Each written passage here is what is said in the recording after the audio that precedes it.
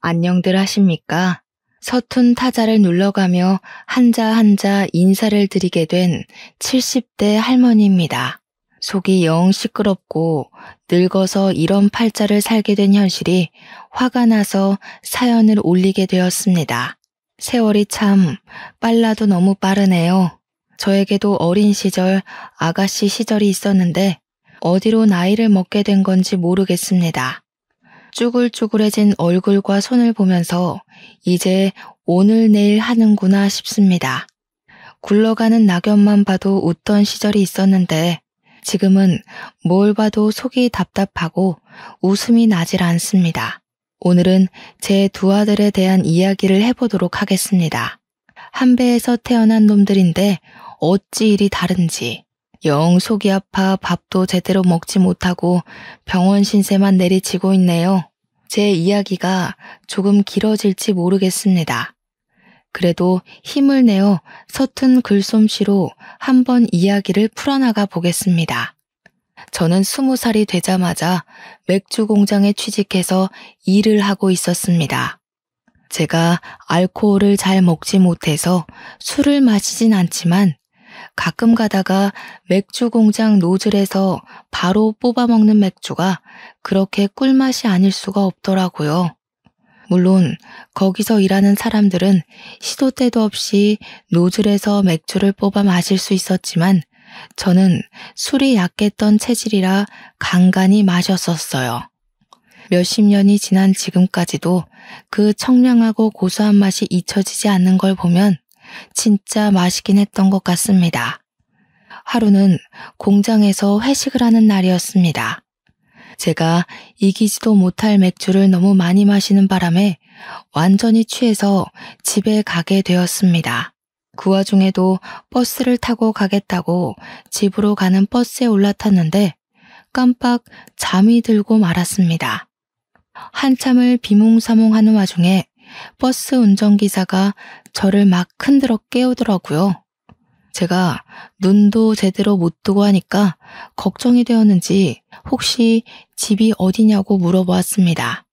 원래 모르는 사람에게는 친절하게 대하지 않는 저인데도 너무 인사불성으로 취한 나머지 버스 기사님께 땡땡동 사무소 앞에서 내려야 한다고 이야기를 했어요. 버스 기사님은 이곳이 종점이라면서 집까지 데려다 주겠다고 버스를 한 바퀴 더 운행하였습니다. 원래 그러면 규정이 어긋나는 거라 안 되는 거라는데 저는 몰랐지 뭐예요. 아무리 불 꺼진 버스를 타고 내려서 어찌어찌 집으로 잘 나오긴 했는데 다음날 술에 깨서 출근을 하려고 보니 지갑이 없더라고요. 글쎄 술에 취해서 어제 탄 버스에 지갑을 두고 내린 게 술이 깨면서 번뜩 생각이 나더라고요. 제가 취해서 얼마나 머리를 쥐어뜯었는지 바닥에 머리카락도 아주 수북했습니다. 결국 회사에 미리 양해를 구하고 일찍 퇴근을 해서 돈을 빌려서 버스를 타고는 종점까지 갔습니다. 제가 내려서 버스 회사 앞을 기웃거리고 있으니 어제 저를 태워준 기사님이 저를 알아보고 막 달려오시더라고요. 손에 지갑을 든 걸 봐서는 제가 흘린 걸 알고 일부러 보관하고 있었던 것 같았습니다. 저한테 아가씨 다음부터는 그렇게 술 드시지 마시고 항상 조심하세요 하는데 제가 알겠다고 대답을 하면서 기사님의 얼굴을 제대로 보았죠. 생각보다 상당히 젊은 남자였어요. 저도 모르게 당황해서 생각보다 젊으시네요 하고 말을 걸었어요. 그랬더니 약간 당황해하면서 웃으시더라고요. 일찍부터 버스 운전 한번 해보고 싶어서 일하고 있다고 이야기를 해주었어요. 성격도 상당히 호탕해 보이는 것이 웃는 모습이 호감형이었습니다. 이상하게 가슴 한 곳이 두근두근하고 얼굴에 홍조가 있는 것 같은 마음에 은근슬쩍 말을 붙였습니다. 어제 집에 잘 데려다 주신 것도 감사하고 지갑도 찾아주셨으니까 제가 밥 한번 사겠다고 했죠. 그러니 저한테 지금 시간 되냐고 하더라고요. 요즘 말하는 직진남이라는 게 딱 제 남편을 향한 말이죠. 시간이 저녁 시간이기도 했고 저도 배가 고파오던 찰나라 좋다고 하고서는 밥을 먹으러 갔습니다. 그런데 저를 기사식당으로 데려가는 게 아니겠습니까? 여기 김치찌개가 기가 막히다면서요? 저도 물론 김치찌개를 좋아하긴 하지만 뭔가 데이트하는 분위기는 아니지 않겠습니까? 그래서 진짜 밥만 먹는 거로구나. 이 사람은 내가 단순한 호의를 베푸는 줄 아는구나 싶어서 시무룩해졌죠. 밥 다 먹고 계산을 하려고 보니까 종업원이 이미 계산 다 끝냈다고 남자분이 하셨는데요? 하시는 겁니다. 순간 얼굴에서 은근히 피어오르는 기쁨이 주체가 안 되더라고요. 저는 기사님한테 다가가서 제가 계산하려고 했는데 왜 먼저 계산하셨냐고 마음에도 없는 말을 했습니다. 그랬더니 절 보고 웃으면서 그래야 다음에 또 얻어먹겠다는 핑계로 만나지 않겠습니까? 하더라고요. 순간 제 얼굴이 새빨갛게 달아올랐는데 그런 저를 보면서 또 귀엽다는 듯이 웃어주는 게 아니겠습니까? 갑자기 이런 식으로 허를 찌르며 다가온 사람에게 저는 속절없이 빠져들었습니다. 요즘 말하는 밀고 당기기 그런 건 꿈에도 꾸지 못했습니다. 제가 연애라도 많이 해봤더라면 아주 잘했을 텐데 전 쑥맥이었거든요. 이 사람이 저에게 관심을 가져준다는 것만으로도 하늘을 날아갈 것 같은 기분이 들었는데 밀고 당기기가 가당키나 하는 말이겠습니까? 그렇게 저희는 누가 봐도 사랑에 빠진 남녀처럼 데이트를 즐기게 되었습니다. 저는 매번 꼭 밥을 사겠다고 그분에게 데이트 약속을 걸고 그분은 저에게 다음에 사달라고 하면서 계산을 마치는 듯한 행태로요. 그게 바로 저희의 암묵적인 데이트 신호라고 생각하고 서로를 향해 움직이기 시작했죠. 그렇게 연애를 시작하다 보니 시간 가는 줄 모르고 푹 빠져들게 되었습니다. 당시 시대상으로 결혼 정년기라는 게 20대 중반쯤이었거든요.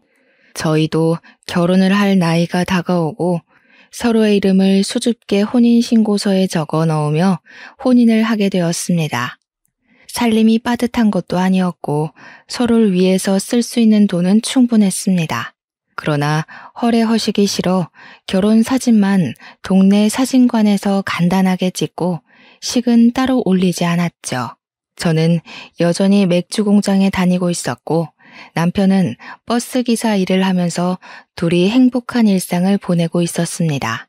몇 년의 세월이 흐르고 우리에게는 떡두꺼비 같은 아들이 둘이나 생기게 되었습니다. 정말 하루하루가 이렇게 행복할 수 있나? 단란한 집에서는 웃음이 끊어지질 않았습니다. 재롱을 떠는 두 아들을 보면서 우리 부부는 밥을 먹지 않아도 배가 부르다는 말을 실감할 수 있었죠. 첫째가 태어난 지 얼마 되지 않아 당시 육아휴직 같은 게 없었기에 저는 오랜 세월 몸담았던 맥주 공장을 퇴사했습니다. 넉넉하게 받은 퇴직금은 아이들을 키우는 데 쓰겠다고 적금처럼 모셔두었죠. 갑자기 외벌이가 된 탓에 저는 집에서 인형 눈깔도 붙이고 포장 아르바이트도 하면서 생계를 꾸리고 있었습니다.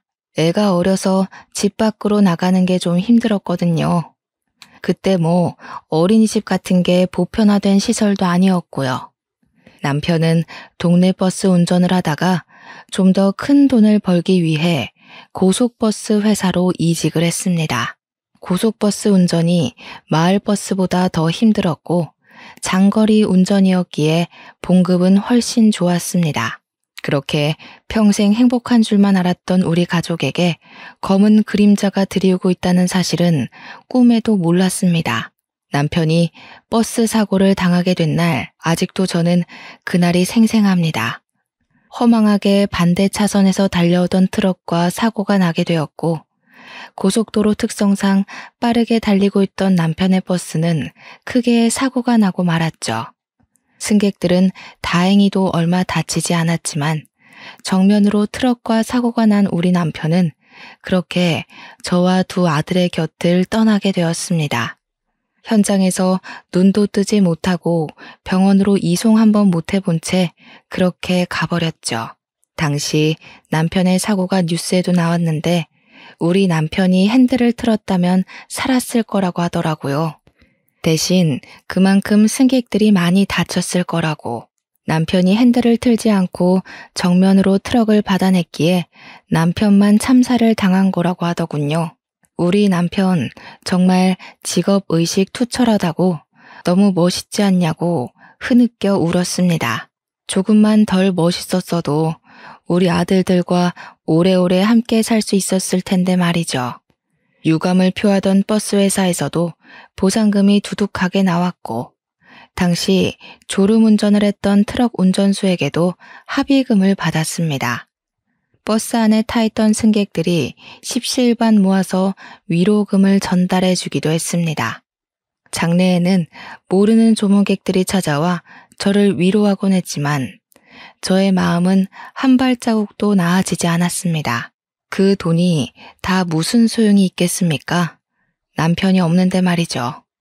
우리 애들이 초등학교에 입학할 때 짜장면을 같이 먹어줄 남편이 없고 졸업식에 사진을 찍어줄 남편이 없고 결혼식에 혼주석에 같이 앉아줄 남편이 없는데 하루도 제 마음에 눈물이 마를 날이 없었습니다. 하지만 그것도 잠깐이었습니다. 너무너무 슬펐지만 우리 아들들은 점점 자라나고 초등학생이 되었는데 제가 돈을 벌어야 하지 않겠습니까? 그때는 여자가 돈을 벌기가 쉽지 않았습니다. 취직이라는 건 남자들의 전유물 같은 것이었거든요. 다행히도 맥주 공장에서 배워둔 주판 실력이 출중해서 사정사정해서 남편이 일하던 버스 회사에서 사무직을 보게 되었습니다. 아이들에게는 엄마의 손길이 절실하게 필요한 나이였지만 우리 가족이 먹고 살기 위해선 제가 가장이 되어야만 했습니다. 옆집에 친하게 오랜 시간 알고 지낸 이웃이 살고 있었기 때문에 저는 염치불고하고 아이들을 부탁하였습니다. 첫째 아이는 학교가 끝나면, 둘째 아이는 유치원이 끝나면 옆집으로 가서 이웃과 함께 밥을 먹고 시간을 보냈습니다. 저는 물론 옆집 이웃에게 매달 수고비를 조금씩 주게 되었죠. 옆집에서 우리 아이들이 천덕꾸러기 취급을 받진 않을까 솔직히 고민이 되기도 했습니다. 하지만 아이들은 잘 적응해 주었고 철이 일찍 들었는지 속썩이는 일도 버리지 않았습니다.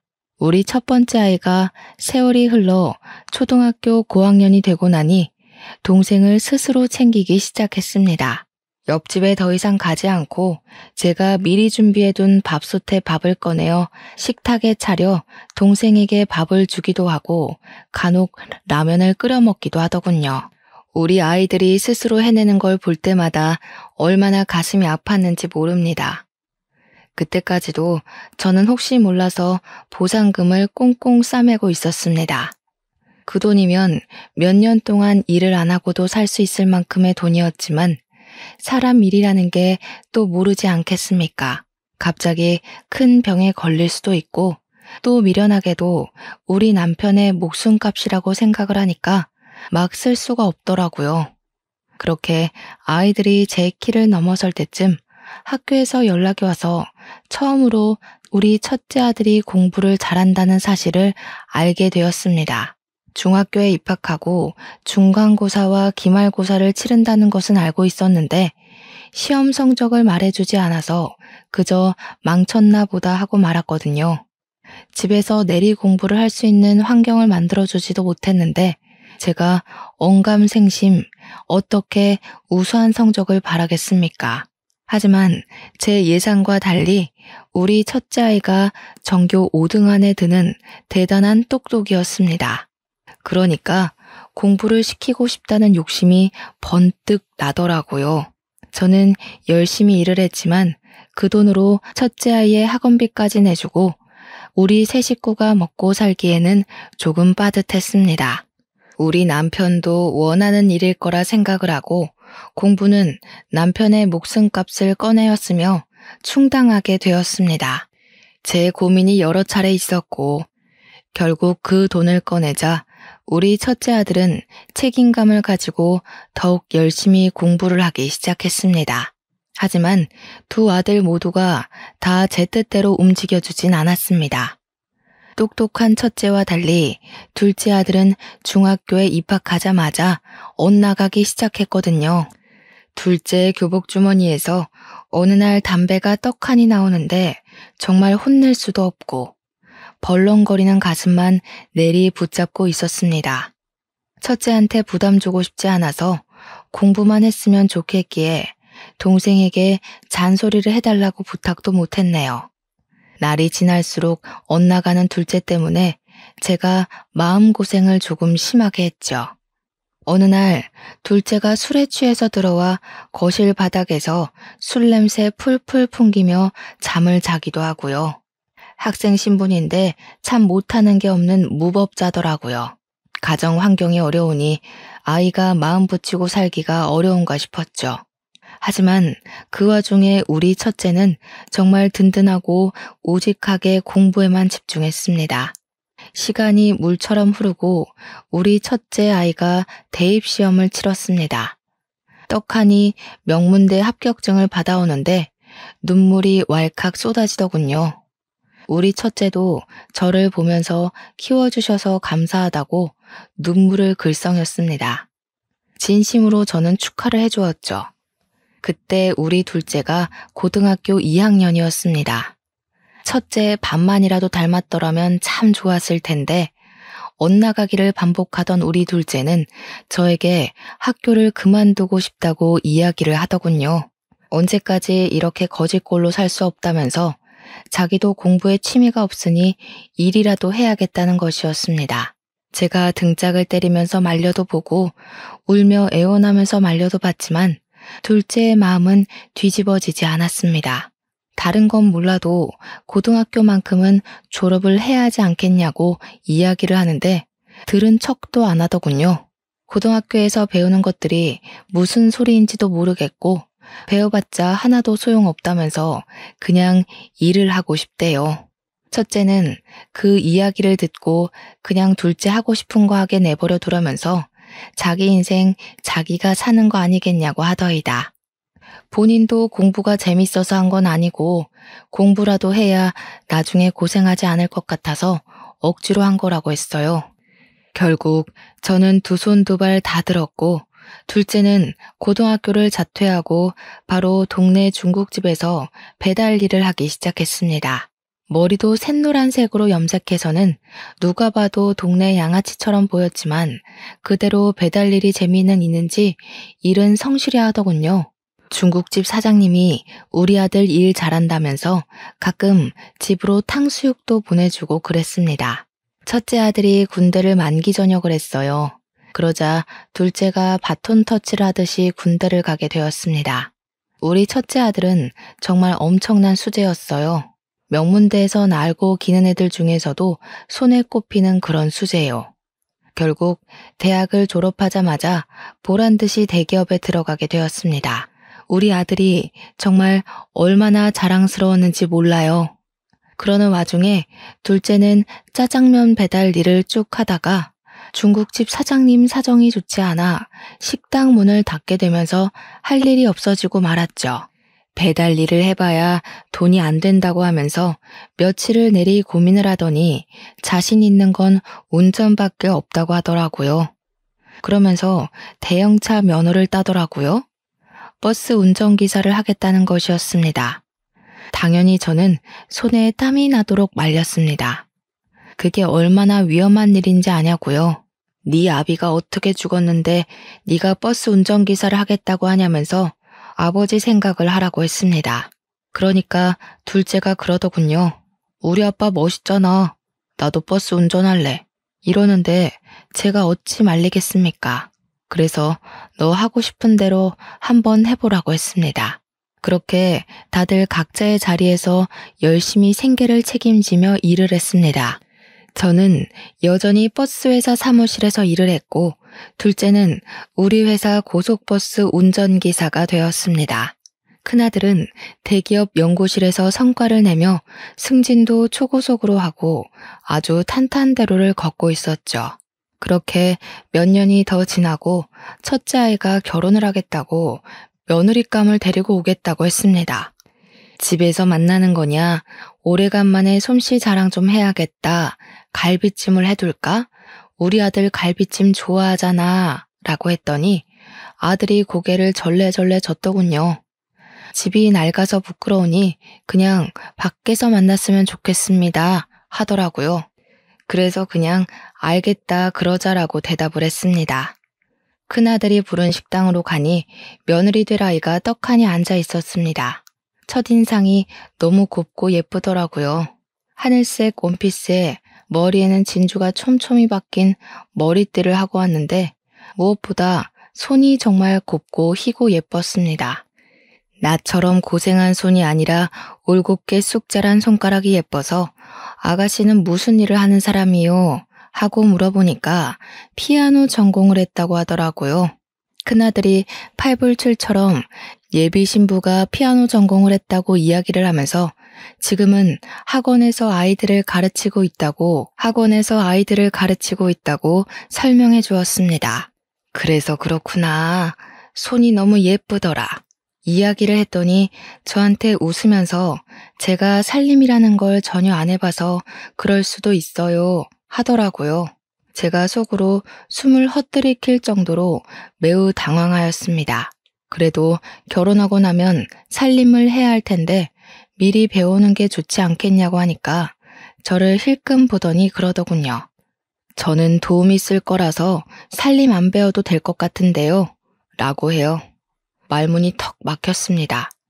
그래도 뭐 아들이 대기업을 다니고 있고 예비 며느리도 레슨 같은 걸 한다고 하니까 알아서들 잘 살겠지 했습니다. 이것저것 대화를 하는 와중에 나한테 예비 며느리가 약간 당돌하게 이야기를 하더라고요.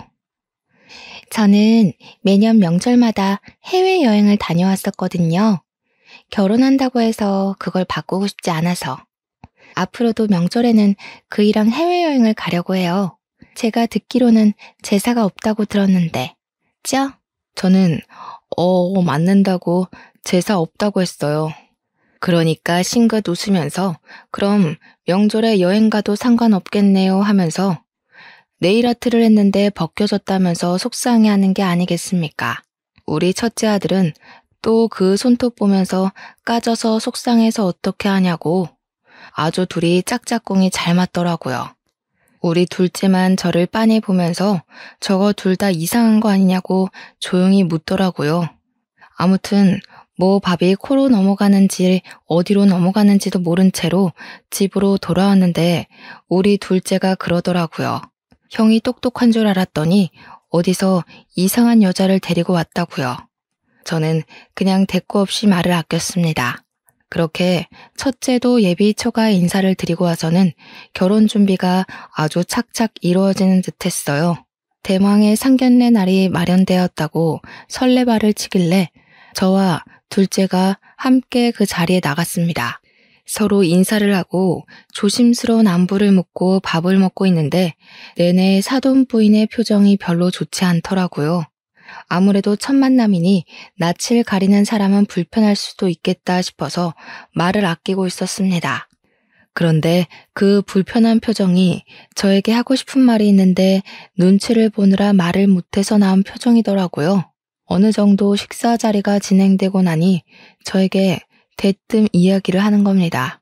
우리 아이들 알아서 잘 살 테니 너무 시집살이는 시키지 않으셨으면 좋겠네요.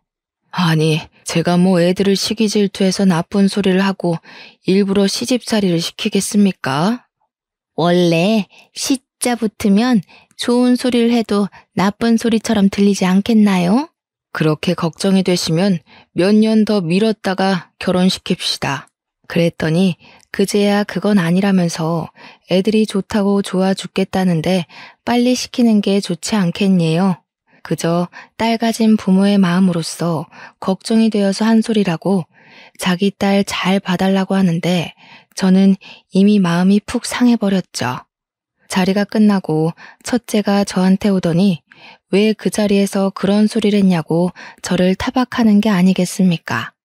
어찌나 팔푼이 같던지 그렇게 똑똑하던 아들이 예비 며느리에게 푹 빠져서 저런 꼴을 하는 게 어이가 없었습니다. 저는 엄마가 그렇게 무시를 당하는데도 처가를 싸고 들고 싶냐고 이야기를 했죠. 내가 뭘 했다고 시짜노릇했다고 저러냐고 아들이 입을 꾹 다물더라고요. 하지만 좋다는 그 둘을 어찌 말리겠습니까? 결국에는 결혼까지 하더라고요. 첫째네 부부가 신혼여행을 다녀와서 시댁에 인사를 드리겠다며 저희 집에 한복을 입고 찾아왔는데 둘 다 빈손이더라고요. 그래서 둘째가 처가해도 아무것도 안 드린 거냐고 물어보니까 첫째가 우물쭈물 하더라고요. 우리 집에만 빈손으로 온 것이 뻔했죠. 아들 키운 거 참 소용 하나도 없더군요. 둘째가 그거 보더니 형도 참 너무한다면서 방으로 들어갔고 분위기는 걷잡을 수 없이 싸해졌습니다.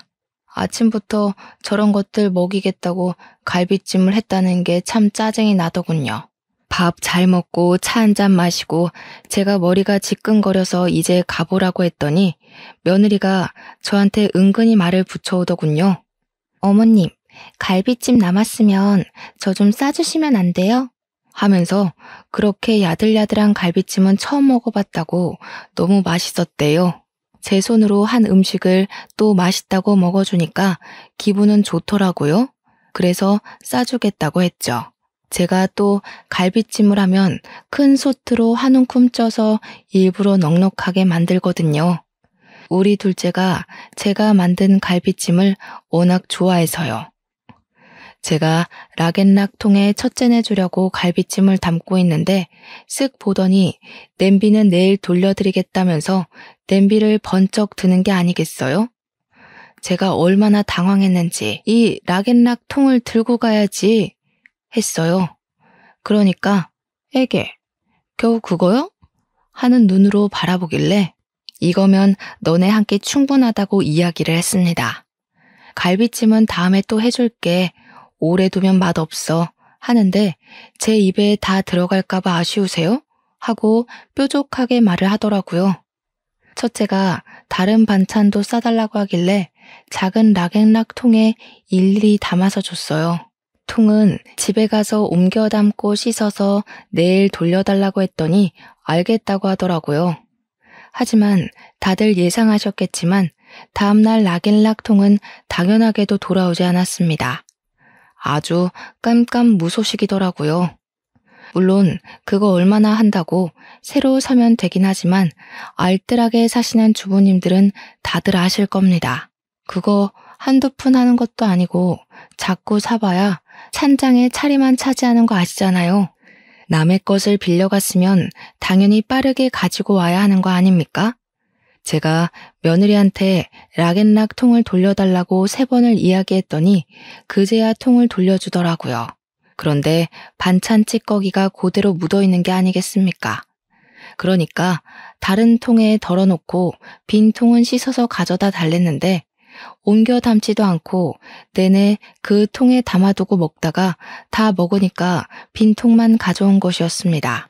제가 뭘 다른 걸 바란 것도 아니고 설거지만 해서 가져오라고 한 건데 그거 하나를 못 지키다뇨. 물론 그거 덜렁 하나면 제가 이렇게 구구절절 사연을 쓰지도 않았겠죠.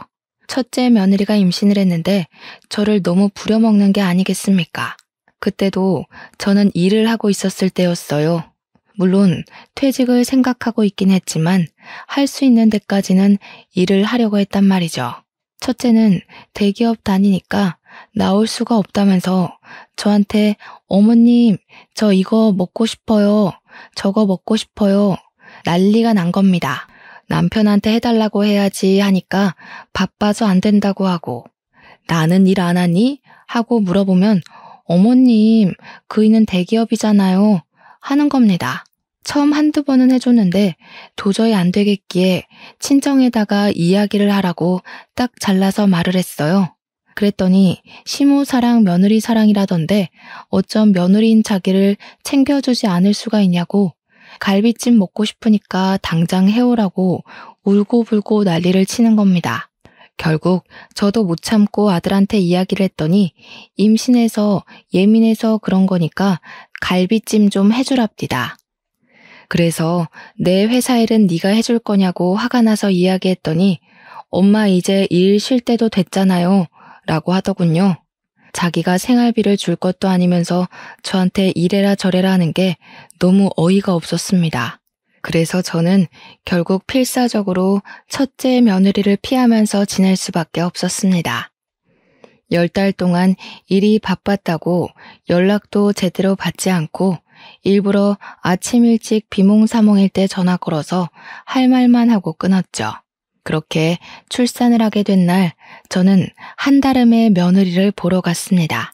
너무 이쁜 손주를 보면서 우리 첫째가 이렇게 아이도 낳고 키우는구나 싶어서 남편 생각에 눈물이 나더라고요. 첫째 며느리에게 수고했다면서 현찰로 300만 원을 뽑아와 조리원 비용으로 쓰라고 손에 쥐어주었습니다. 그랬더니 첫째 며느리가 금액을 확인하더니 이러더군요. 요즘 조리원 가격이 얼만데 겨우 300만 원이에요? 마음 같아서는 당장에 그 돈 내놔라 하고 가져가고 싶었지만 꾹 참았습니다. 출산한 지 몇 시간 지나지 않았는데 저까지 스트레스 주고 싶지 않은 마음이 컸죠. 그렇게 몇 주 후 저는 드디어 미루고 미뤘던 퇴직을 했습니다. 어차피 노후 자금이랄 거야 그동안 모아두었던 돈도 있고 둘째 아들 결혼시킬 돈도 충분히 마련되었다고 생각한 찰나였어요. 이제는 나도 여유 있게 여행도 다니고 유흥도 즐기면서 나를 위한 삶을 살아야겠다고 마음을 먹었는데 제가 퇴직하자마자 전화기에 불이 나더라고요.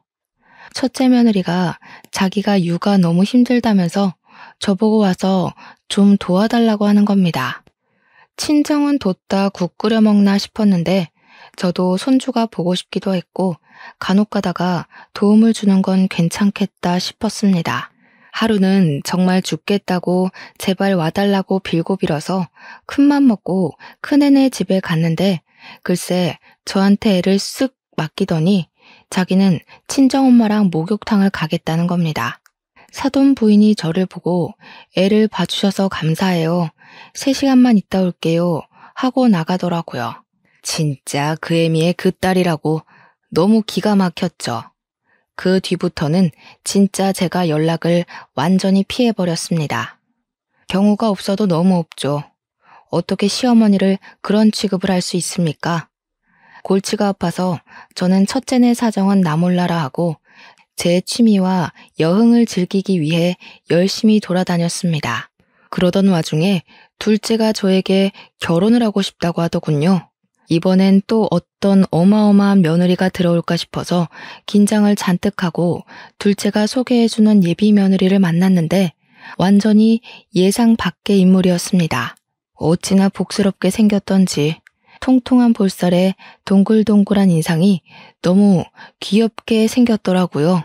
하지만 생긴 게 성격과 일치하지 않을 수도 있기에 제가 먼저 선수를 치고 말했습니다. 나는 시자 노릇한다는 이야기 듣고 싶지 않다. 적당히 거리를 두고 지내는 게 좋을 것 같구나. 서로 안부 전화나 간간히 하고 깊게 관여하면서 살지 말자. 오해받기 싫단다. 제가 일부러 딱 잘라서 차갑게 이야기를 하니까 둘째 며느리가 갑자기 눈물을 뚝뚝 흘리는 겁니다. 자기는 그런 걸 기대했다고 하면서 서로 좀 부딪히면 어떻겠냐고 같이 어울리고 부대끼면서 살고 싶다고 하는 겁니다. 알고 보니까 둘째 며느리 될 아이가 부모 없이 힘들게 자란 친구라고 하더군요. 부모의 정을 느껴본 적이 없어서 결혼하면 시부모님한테 잘해야겠다고 생각하며 살았대요. 우리 아들을 낳아주고 키워준 부모님이기에 자기한테도 친부모나 다름없다면서 자기를 친딸처럼 생각해달라고 하더군요. 우리 둘째가 학창시절부터 제 속을 많이 썩였던 놈이었잖아요. 제정신 차리고 산 지는 몇 년 안 됐는데 그게 다 이 아가씨 덕이라고 하더군요. 어차피 올 손님도 몇 없다면서 허례허식 없는 결혼을 하고 싶다고 스몰 웨딩인지 뭔지 그거 하고서는 같이 살기 시작했습니다. 신혼여행도 해외로 가지 않고 국내 여행을 했다는데 무슨 각 지방에서 좋다고 하는 특산품은 다 사왔더라고요. 저한테 어머님, 이거는 뼈에 좋고, 이거는 눈에 좋고, 간에도 좋고 하는데, 제가 놀래서 며느리한테 너 사기 맞은 거 아니니? 하고 물어봤어요. 그러니까 갑자기 깔깔 웃으면서 사기 맞죠? 자기야, 내가 이거 사기라고 했잖아. 이러더군요. 알고 보니 아들이 고른 상품이었습니다. 허구한 날 집으로 찾아와서 어머님, 저 요리 좀 가르쳐 주세요 하면서 들러붙고 시장 구경 가자면서 들러붙었습니다. 처음에는 너무 귀찮았는데 싹싹하게 저한테 잘하는 모습을 보고 저도 슬슬 마음이 둘째 며느리에게 기울기 시작했어요. 경우 없이 쌀쌀맞은 첫째네와 다르게 싹싹하게 구니까 어찌나 예뻐 보이던 저. 제가 반찬을 해다 주면 그 반찬통을 씻어서 주는 게 아니라 그 안에 자기가 만든 반찬을 채워서 주던 아이예요. 어머님 요리하시는 거 보고 저도 만들어 봤는데 어때요? 하면서 전해주는데 어찌 맛이 없을 수 있겠나요? 그렇게 오순도순 잘 지내던 와중에 둘째네도 임신을 했다고 알려왔습니다. 우리 복덩어리가 아이를 가지다니 내가 봐줘야지 마음을 굳게 먹었죠. 태교 여행을 온 가족이 같이 갔으면 좋겠다고 하길래 첫째네에게도 물어보니까 첫째 며느리가 질색을 하더라고요. 그래서 저와 둘째네만 무슨 수영장이 딸린 펜션을 잡아서 신나게 놀다 왔습니다. 사진을 전부 맞춰 찍고는 프로필 사진으로 바꿔두었더니 첫째 며느리가 자기 빼고 다녀와서 그렇게 즐거웠냐며 성질을 내더라고요. 같이 가자니 싫다고 해놓고 왜 저러는지 이해가 안 갔죠. 둘째네가 임신 6개월째 맞이했을 때 제 몸 상태가 영 좋지 않다는 걸 알게 되었습니다. 아랫배가 살살 아프고 소변을 누는 횟수가 많이 줄어들었던 것이죠. 왜 이럴까 싶어서 병원을 가야 하다가 순간 머리에 핑 도는 느낌이 들면서 배가 찢어지게 아프더라고요. 막 토할 것 같이 울렁울렁거리는데 제가 119에 전화를 걸어서 도와달라고 하자마자 기절을 해버린 거예요. 요즘은 위치 추적인가 뭔가가 다 된다고 하더니 제 위치를 추적해서 찾아온 구급차를 타고 병원으로 이송되었습니다. 급성 신부전증이라는 진단을 받게 되었고 오래 방치해서 기능이 많이 나빠졌다고 혈액 투석을 해야 한다고 하더군요. 이게 또 주기적으로 투석을 받아야 한다는데 너무나도 막막한 겁니다. 아들들이 병원에서 연락받고 헐레벌떡 도착을 했어요. 별거 아니라고 걱정하지 말라고 저를 안심시켜주는데 자기들도 얼마나 깜짝 놀랐겠습니까? 그런데 또 투석을 할 때 보호자가 필히 함께 해야 한다고 하더라고요. 다들 눈치만 보고 있던 찰나에 둘째 며느리가 걱정 말라고 자기가 하겠다고 하더군요. 임신 6개월에 병원 자꾸 가는 거 아니라고 하는데도 박박 우기더니 출산 때만 형님이 좀 도와주세요 하더라고요. 그 뒤로는 정말 둘째가 저를 극진히 보살피면서 왔다 갔다 해주었습니다.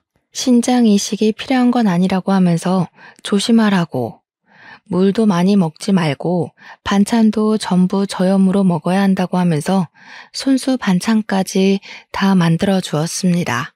제가 딴 건 몰라도 둘째 며느리 하나는 정말 잘 들였구나 싶었어요.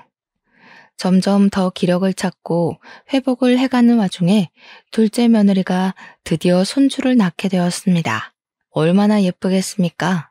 병원까지 찾아가서 둘째 며느리에게도 300만 원을 주었더니 너무 감사하다고 엉엉 울더라고요. 첫째네는 왔다 갔냐고 물어보니 바빠서 못 온다고 했다고 하더군요. 정말 하나하나 예쁜 구석이 없는 놈들이었습니다. 아무튼 이틀 뒤에 조리원으로 옮긴다고 하길래 이왕 간 거 마사지 받고 푹 쉬다가 오라고 하고 집으로 돌아왔습니다. 요즘 혈액 투석은 동네 병원에서도 가능하다고 해서 제가 너무 만만하게 봤던 거죠. 일주일 뒤에 제가 또 쓰러지게 된 겁니다. 소변량이 줄어들고 몸이 으슬으슬하더니 그만 결국 병원에 입원을 하게 되었는데 둘째네는 조리원에 있으니까 첫째네에게 호출을 했어요. 얘야, 내가 지금 병원에 입원을 하게 되었으니 병원으로 와 다오. 외요는 무슨 외요야. 보호자가 필요하다는데 아들들이 죄다 바쁘니 네가 좀 와야겠다. 저는 뭐 안 바쁜 줄 아세요? 동서는요? 둘째네는 출산해서 조리원에 있지 않니? 조리원에서도 다 외출되고 하는데 나가 놀 수 있을걸요? 내 병원에 오는 게 나가 노는 거야? 됐다, 끊어. 병원에서 보호자님을 찾는데 제가 보호자 같은 거 없다고 딱 잘라 말했습니다. 그러니까 병원에서는 좀 걱정이 됐나 보더라고요. 남루한 늙은이 혼자 병실을 차지하고 있으니 돈이 있을지 없을지도 모르고요. 보호자 명단에 있던 첫째 아들이랑 둘째 아들한테 차례로 연락을 했는데 둘째가 떡하니 전화를 받은 거죠. 애가 놀래서 병원으로 달려왔는데 저한테 왜 혼자 있냐고 물어보더라고요. 형이 연락 안 받더냐고. 분명히 둘째 며느리가 출산하기 전에 첫째 며느리한테 연락해서 신신당부를 했다고 하는 겁니다. 너무 서러운 마음이 들어서 죄다 이루고는 둘째한테 조리원으로 가보라고 했어요. 일주일이 더 지나고 저도 퇴원해서 집에서 안정 취하고 있었는데 둘째 며느리가 찾아왔더라고요.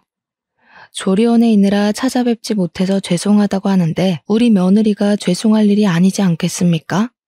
괜찮다고 하니 한알은 뭘 싸들고 왔더라고요.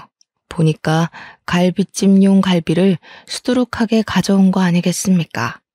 몸보신을 시켜주겠다더니 양동이에 담가 핏물부터 빼더라고요. 한두 시간 담궈놓는 동안 며느리랑 이야기도 하고 시간을 보내고 있었는데 집에 누가 찾아왔더라고요. 문을 열어주니 큰며느리였습니다. 떨떠름하게 네가 여긴 웬일이냐고 물으니 갈비찜 하신다고 해서 얻어가려고 왔어요 하면서 김장통을 떡하니 꺼내놓더라고요. 제가 너무 어이가 없는 거죠. 지난주에 병원에 있었을 때는 바쁘다고 코빼기도 안 비치던 게 갈비찜을 얻으러 왔다고 하니까요. 둘째 며느리가 제가 불렀어요 하더니 무거운 양동이에서 갈비를 하나하나 빼기 시작하더라고요. 그러더니 핏물만 남은 양동이를 냅다 큰며느리 얼굴에 쏟아붓는 게 아니겠습니까? 큰며느리가 동서 미쳤어? 하고 소리를 지르면서 어쩔 줄 몰라 하는데 둘째 며느리가 딱 잘라 이야기를 하더라고요. 미친 게 누군데 그래. 어머님 아프셔서 내가 조리원 있는 동안만 봐달라고 했는데 그걸 못해? 못된 년이. 어머님 괜찮냐고 안부 인사 한 번 없이 갈비찜을 얻으러 와? 큰며느리가 놀래서 김치통도 버려두고 주랭랑을 치더라고요. 제 속이 얼마나 시원하던지 둘째 며느리한테 손뼉을 치고 말았네요. 저녁에 갈비찜을 해놓고 둘째네랑 사이좋게 나눠 먹고 있는데 첫째가 오더니 제주씨 하면서 화를 내는 겁니다. 둘째 아들이 형은 할 말 없다고 둘이 싸우려고 들길래 제가 말리면서 이야기를 했어요. 예, 첫째야. 내가 너 스스로 잘 살길래 아무 소리 안 했는데 더 이상은 안 보고 살고 싶구나. 어디 어미가 쓰러져서 오늘 내일 하는데 바빠서 못 온다고 하질 않나. 안부 전화 한 번 없을 수 있니? 우리 죽을 때까지 서로 연락하지 말고 살자. 첫째가 놀라서 엄마 하고 부르는데 일 없다고 이만 가보라고 했습니다. 그 뒤로 2년 동안 저는 둘째네와 함께 살고 있었어요. 우리 손주가 얼마나 예쁜지 눈에 넣어도 안 아프다는 말이 실감이 가더라고요. 언제 죽을지 모르지만 혈액투석도 꾸준히 하고 있고요. 계속 죽음의 문턱을 오가니 재산을 일찍 정리해야겠다는 생각이 들었습니다. 둘째 며느리한테 제가 남겨둔 3천만 원이 든 통장을 주니 며느리가 눈물을 짓더라고요. 둘째야, CM이랑 사는 게 쉬운 일도 아닌데 며느리는 항상 얼굴 한번 안 찡그리고 힘든 일 다 해주고 내가 너네한테 나눠줄 재산이 많지는 않지만 이 통장만큼은 너네한테 주고 세상을 뜨고 싶구나. 며느리야, 얼른 받고 이 돈으로 손주 크면 대학 등록금 필요할 테니 그때 쓰거라.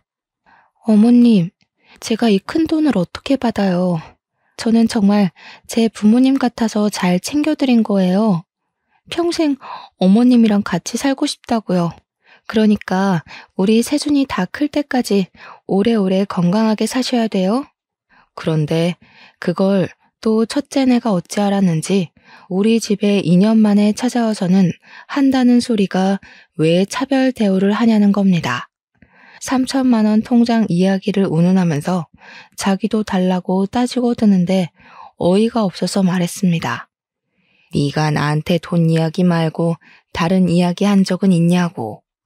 이제 와서 얼굴 비추는 건 뭐 하는 짓이냐고 소리를 질렀죠. 첫째 며느리는 나 안 보고 살아서 신난 것 같던데 돈 때문에 찾아온 거냐고 당장 꺼지라고 했습니다. 그러자 첫째가 무릎을 꿇고는 요즘 집안 사정이 안 좋다고 대기업에서 일만 죽어라 하는데 몇 번이나 승진이 누락됐다고 하더군요. 엄마, 진짜 나 너무 힘들어. 제발 그 3천만 원 우리 주면 안 돼? 와이프 진짜 내 입으로 이런 말 하기 좀 그런데 정말 미친년이라니까. 대기업 사모님 소리 들으면서 콧대만 높아서는 동료 와이프가 신상백 샀다고 자기도 똑같은 거 사야 된다면서 다음날 700만 원짜리 백을 사버리질 않나. 나 정말 미치겠어. 난 퇴근하고 맨날 밥도 제대로 못 먹고 돈 걱정에 잠도 못 자고 있어요, 엄마. 들어보니 집에서는 며느리가 바가지도 긁고 요리도 안 해서 맨날 라면만 먹고 버티고 있대요. 버는 돈은 족족 쇼핑에 쏟아붓느라 허리가 휜다고요. 사치에 빠져서 생활비는 부족하고 하루하루가 너무 힘든데 3천만 원이 욕심났다고 이야기를 하더이다. 그러게 네가 어미 버리고 잘 살 줄 알았더냐? 그러게 네 와이프 편들 때부터 알아봤다 내가. 뒤통수는 거기서 맞고 왜 나한테 와서 돈을 내놓으라고 난리냐? 꼴도 보기 싫으니까 당장 나가. 명문대 식이나 나와서 자기 앞가림 잘하고 살 줄 알았던 첫째가 저 모양이니 요즘 속이 썩어서 밥도 제대로 못 넘기고 있습니다. 둘째 며느리가 제 모습을 보고 얼마나 걱정을 하는지 몰라요. 이래서 며느리는 신중하고 또 신중하게 들어야 한다는 말이 맞나 봅니다. 가만히 있는 게 자식들 도와주는 건 줄 알았는데 너무 후회 중입니다. 돈이 아니라 인성을 봤어야 했는데 속이 정말 썩어 문드러집니다. 저와 같은 고민이 드는 분들이 있다면 꼭 한번 다시 생각해 보시기 바랍니다. 가정의 평안을 위해서는 외모가 중요한 게 아니라 내면이 중요하다는 사실을요. 제 이야기를 들어주신 시청자 여러분께 진심으로 감사드립니다.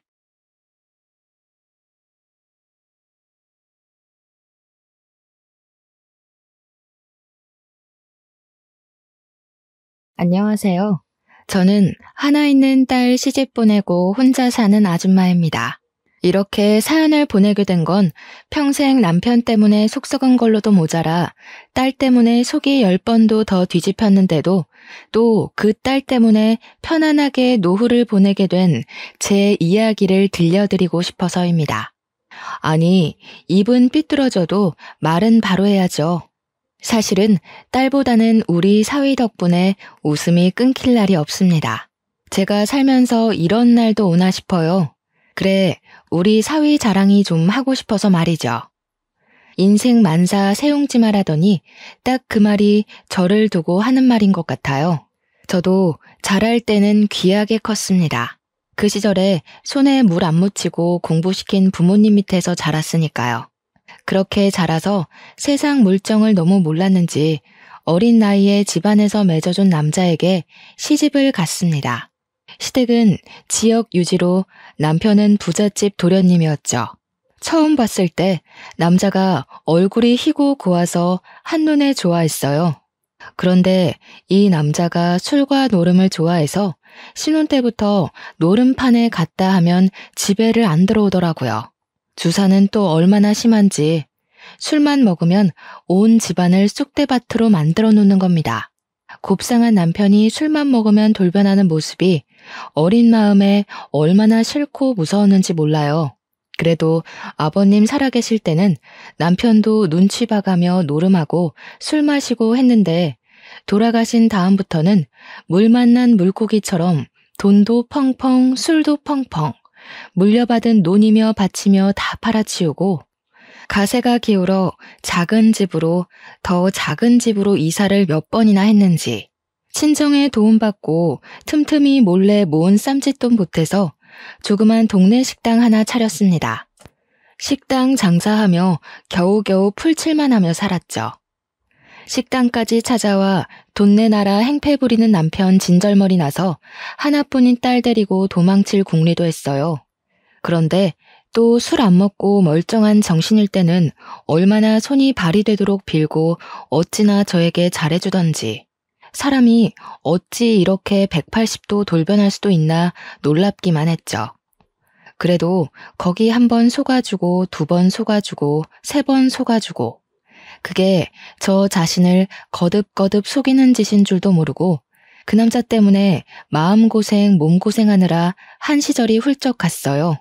남편이 집 나가 한동안 안 들어오더니만 어느 날 식당으로 찾아왔는데 식당 한 구석에서 숙제하고 있던 어린 딸이 제 아빠 얼굴 보자마자 무서워서 까무러치게 울면서 제 뒤로 숨는 걸 보고 그 인간은 적잖이 충격받은 표정이더라고요. 그러자 그 자리에서 후원장담을 하며 딸아이를 달래더라고요. 이제 다시는 술 안 먹는다. 또 술 먹으면 내가 인간이 아니다. 아빠가 미안하다. 술 깨고 제정신 돌아오면 다시는 술 안 먹는다. 미안하다. 이제부터 잘하겠다. 구구절절 매달리는 게 뻔한 순서라 쳐다도 안 봤는데 어찌된 영문인지 그날부터 개과천선을 해서는 정말로 술을 안 먹더라고요. 집에 들어가라고 해도 식당 일 돕겠다며 서빙도 하고 물건도 나르고 점심시장 배달도 본인이 가고 저러다 또 집 나가서 안 들어오겠지 했는데 사흘, 일주일, 열흘, 한 달 착실한 남편 노릇을 하는 겁니다. 딱 3개월이었어요. 그때가 우리 가족 제일 행복했던 시기다 싶어요. 사람이 갑자기 너무 변하면 죽을 때가 된 거라더니 그 말이 정말인 줄은 몰랐네요. 3개월 멀쩡한 남편 아빠 노릇 좀 하는가 싶더니 비실비실하다가 쓰러지고 말았어요. 말기암이라는 겁니다. 그러게요. 남편 복이라는 건 저한테 올 복이 아니었나 봅니다.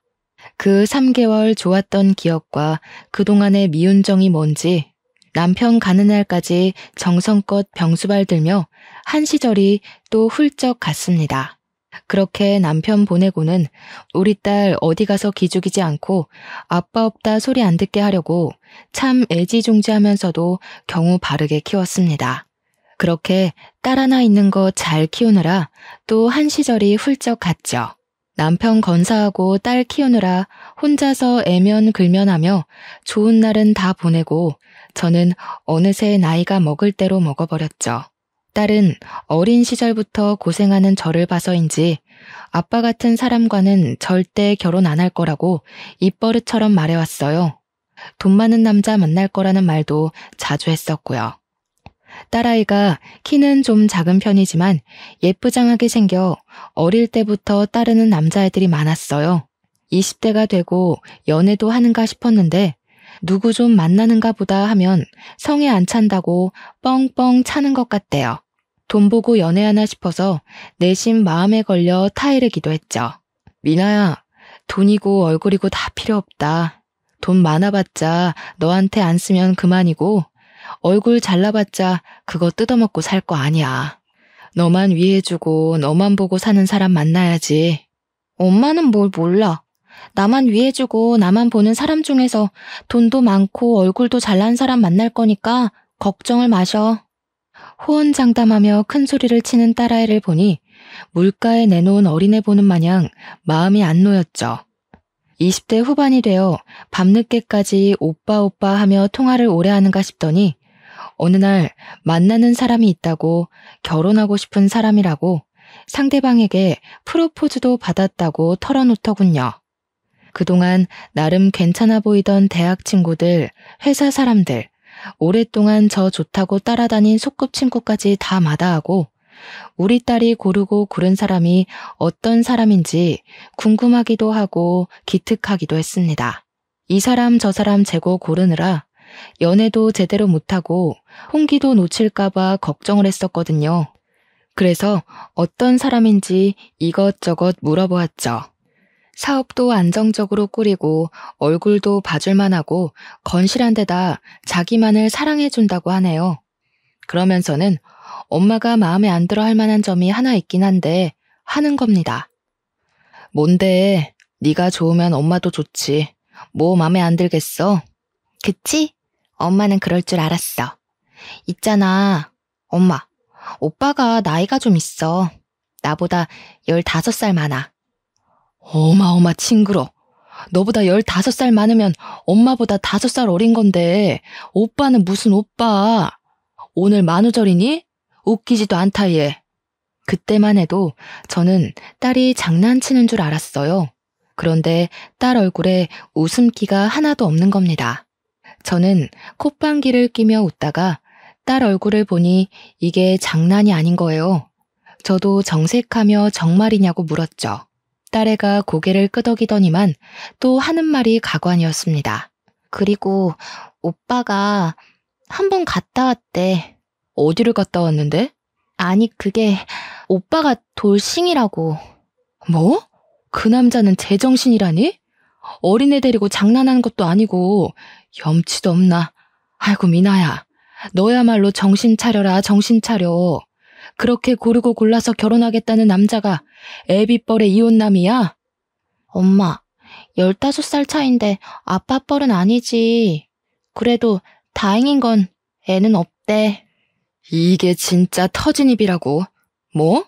다행이야? 애가 없어서 다행이야? 너 진짜 엄마 죽는 꼴 보려고 이래? 제가 딸애 자라는 동안 회초리 한 번 안 들고 곱게 키웠는데 그날은 피가 거꾸로 솟아서 맨손으로 딸내미 등짝을 얼마나 후려쳤는지 몰라요. 그걸 그대로 다 맞으면서 엄마 미안해. 엄마 나도 어쩔 수가 없어. 엄마 나 오빠 사랑해 하며 엉엉 울더란 말입니다. 어릴 때부터 아빠 정 못 받고 자라서 아빠 빈자리 때문에 나이 많은 사람 만나나 싶어 떠난 남편이 그토록 원망스러웠습니다. 정상적인 가정에서 키우지 못한 저 때문인 것 같아서 죄책감과 미안함에 너무 속이 상했습니다. 어린애 데리고 새장가 들겠다는 그 남자가 분명 제정신은 아닌 것 같아서 화가 나기도 했습니다. 딸애도 많이 힘들었겠지만 저 역시 복잡한 심경으로 눈물로 지샜습니다. 몇 날 며칠을 그렇게 서로 대치 상태로 보냈습니다. 딸은 그 남자 한 번만 만나달라. 내 인생 내가 책임지고 행복하게 살 수 있다. 진짜 좋은 사람이다. 눈물로 호소를 하고 저는 찬바람 날리며 무시하기를 열흘. 밥도 물도 안 먹고 캥하니 종이장처럼 쓰러져 자는 모습을 보자니 속이 타들어가대요. 그래, 자식 이기는 부모 없다더니 참 그 말이 맞더라고요. 자기가 행복하다고 자신 있다고 하는데 내가 뭘 어쩌겠나 싶었어요. 두 손 두 발 다 들었습니다. 오냐 내가 졌다 이거사. 자는 딸을 깨워서 그 남자 얼굴 한번 보자. 저녁 먹게 집에 데려와 했죠. 엄마 사랑해. 고마워. 미안해. 나 진짜 잘 살게. 하며 엉엉 우는 딸애를 토닥여줄 수밖에 없었습니다. 그 남자 우리 집에 첫인사 오던 날 온종일 지지고 볶고 끓이고 진수성찬 차리면서도 푹푹 새어나오는 한숨에 자꾸만 다리 힘이 풀리고 나도 모르게 눈물이 나더라고요. 그런데 양손 가득 선물 무겁게 들고 번듯한 정장 차려입고 현관 들어서는 그 사람이 생각보다 젊어 보이고 훤칠하고 멀끔해서 좀 놀랐지 뭡니까. 40대인데 30대 중후반쯤으로 보이더라고요. 인상도 좋고 예의도 바르고 침착하고 싹싹한 사람이었어요. 말수는 많지 않지만 진중하고 웃는 모습도 순하고 저도 술이라면 학을 떼는 사람이라 술을 잘 안 권해요. 그래도 혹시나 귀한 손님 오면 내려고 좋은 술이라고 마련해 둔 것이 있는데 한 장 건네고 싶은 생각이 들었던 걸 보면 첫인상이 꽤 좋았던 모양이에요. 그래, 술을 한 잔 채워주니 입술만 살짝 대고 내려놓고는 술을 못한다고 하네요. 그 말 들으니 마음속에서는 100점 팡파르가 울리더군요. 알코올 중독자 남편 건사하느라 평생 고생한 저는 그 말이 제일 마음에 들었네요. 뭐니 해도 딸아이 위해주는 게 한눈에 보여서 더욱 마음이 놓였습니다. 상견례 자리에서 만난 사부인도 고상하고 상냥했어요. 귀한 딸 보내주셔서 감사하다 예의 바르게 인사하는 모습이 꼭 TV 연속극에 나오는 사모님 같더라고요. 남자를 처음 본 날도 상견례 날에도 그동안 뭣도 모르고 뜯어말린 제가 참 미안해지지 뭐예요. 결혼 후에 딸아이는 행복한 신혼생활을 시작했습니다. 우리 딸 고생할까봐 시엄마랑 같이 사는 게 좀 못마땅하긴 했지만 딸애는 그것도 좋다더군요. 이래저래 살림 노하우도 많이 가르쳐주고 같이 취미생활도 한다고요. 그래도 집에는 한 번씩 사위랑 같이 내려오곤 했는데 어느 때부턴가 내려오는 주기가 뜸해지더라고요. 전화통화는 이틀에 한 번은 했던 것 같은데 어느샌가 제가 전화를 해도 잘 안 받고 전화가 걸려오지도 않더라고요. 자기들 살기 바쁘겠지, 행복하게 살면 됐지, 시열은 같이 사니 눈치도 보이겠지 하며 내심 서운해도 이해하려고는 했어요. 그런데 어느 날 꿈자리가 너무 뒤숭숭해서 딸애한테 전화를 거니 안 받더라고요. 그래서 사위에게 전화를 거니 장모님 하고 반기며 전화를 받아요. 미나가 요새 통 연락이 안 된다고 무슨 일이 있느냐 물으니 딸이 요새 시엄마랑 여기저기 놀러를 많이 다닌다고 취미생활 즐기느라 바빠서 그런 것 같다 하대요. 집에 가서 장모님 전화드리라고 하겠다면서요. 그래도 그날은 내가 당장 통화해야겠다는 생각이 들어서 사돈에게 전화를 했습니다. 사돈도 어머 사부인 잘 지내셨어요? 하고 저를 아주 반기며 우아하게 전화를 받는 겁니다. 딸아이 안부를 물으니 잘 지낸다고 해요. 옆에 있으면 바꿔달라고 하니 밖에 나갔다는 거예요. 포기하고 끊으려니 전화기 너머로 어머니, 저희 엄마예요? 엄마! 하는 딸의 목소리가 들리더라고요. 그런데 사돈은 이만 끊겠다며 황급히 전화를 끊어버리는 겁니다. 아무리 생각해도 이상해서 밤새 뒤척이다가 다음날 무작정 딸의 집으로 찾아갔어요. 사돈이 반기며 문을 열어주더라고요. 사돈에게 딸이 너무 보고 싶어서 결례를 무릅쓰고 연락도 없이 왔다고 양해를 구했죠. 거실로 들어가니 딸이 2층에서 내려오더라고요. 엄마 오셨어요? 하고 웃으면서 인사하는데도 얼굴이 왜 그리 어두워 보였는지 한껏 꾸미고 화장까지 하고 있는데 초췌하고 살도 많이 빠지고 입술도 부르터 있더라고요. 아니 미나야, 어디 아파? 얼굴이 왜 이리 상했어? 우리 아가 예쁘기만 한데 뭘 그러세요 사부인. 누가 들으면 제가 시집살이 호되게 시키는 줄 알겠어요. 아유 무슨 말씀을요. 그런 뜻이 아니라 애가 살이 너무 많이 빠져서 얼굴이 안 되어 보여 한 말이에요. 형욱이하고 좋은 데 놀러 다니고 저하고 쇼핑하느라 하도 돌아다녀 그런가 요새 부쩍 살이 좀 빠졌네요. 새아가 기력이 허해진 것 같아서 보약 다려 먹이는데도 이래요. 타고나길 허약 체질인가 봐요? 맞아요 어머니. 제가 좀 약골이에요. 어릴 때 가난해도 철마다 제 보약은 해먹이고 좋다는 거 다 해주며 키웠는데 약골은요? 무슨 남들 다 걸리는 환절기 감기도 잘 안 걸리는 건강체질로 키운 걸 제가 얼마나 뿌듯해하는데 시모 말에 맞장구 치면서 본인이 허약 체질이라고 하는 딸을 보니 속이 뒤집혔습니다. 딸 얼굴을 찬찬히 보니 화장을 했는데도 볼이 퍼렇게 멍이 든 게 보이더라고요. 이건 왜 이러냐, 어쩌다 멍이 들었냐 하니 또 시엄마가 대답을 해요.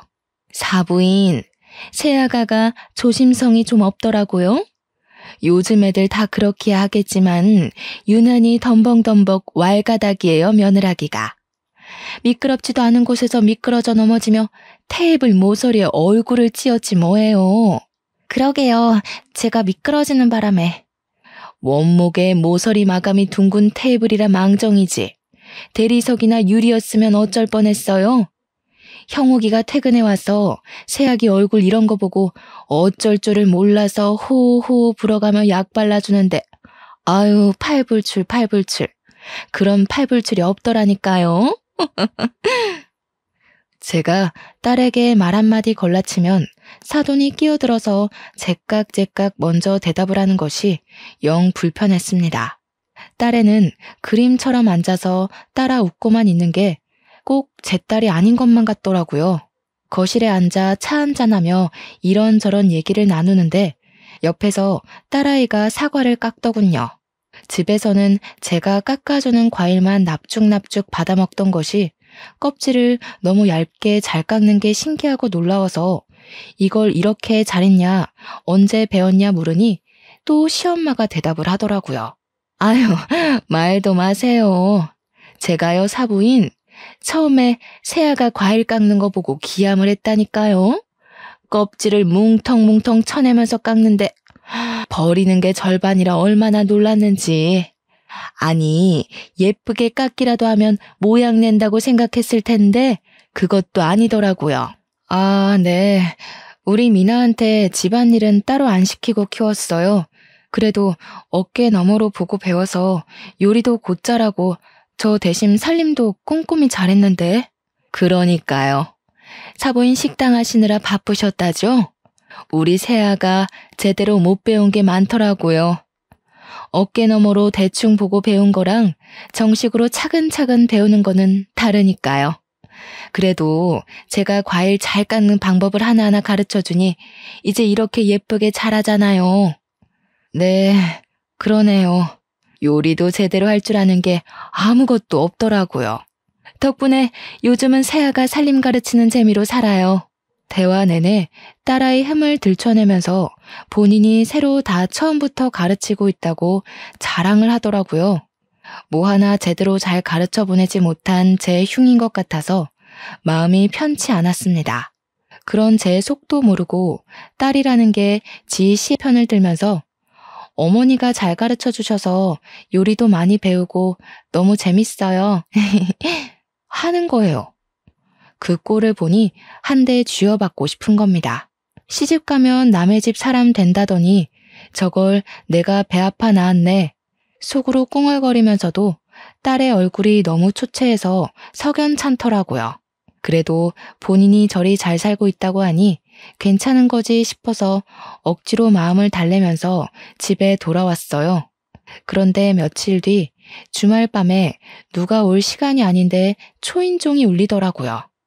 인터폰을 보니 동네 통닭집 사장 승철이에요. 승철이가 누구인고 하니 딸아이랑 어릴 때부터 온 동네에 돌아다니며 둘이 잘 붙어 다니던 소꿉친구예요.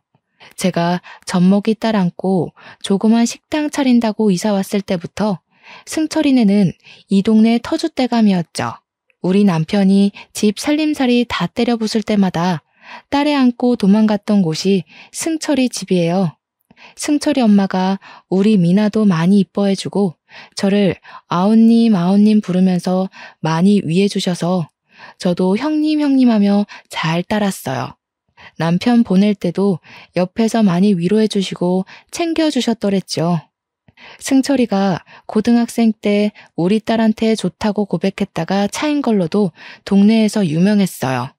승철이는 아버지 어머니 돌아가시고 나서 부모님이 평생 운영하던 통닭가게 리모델링해서 새로 열더니 동네에 유명 프랜차이즈 치킨 가게도 하나둘 들어왔는데도 아직까지 장사 잘하는 걸 보면 꽤 수완이 좋은 것 같았어요.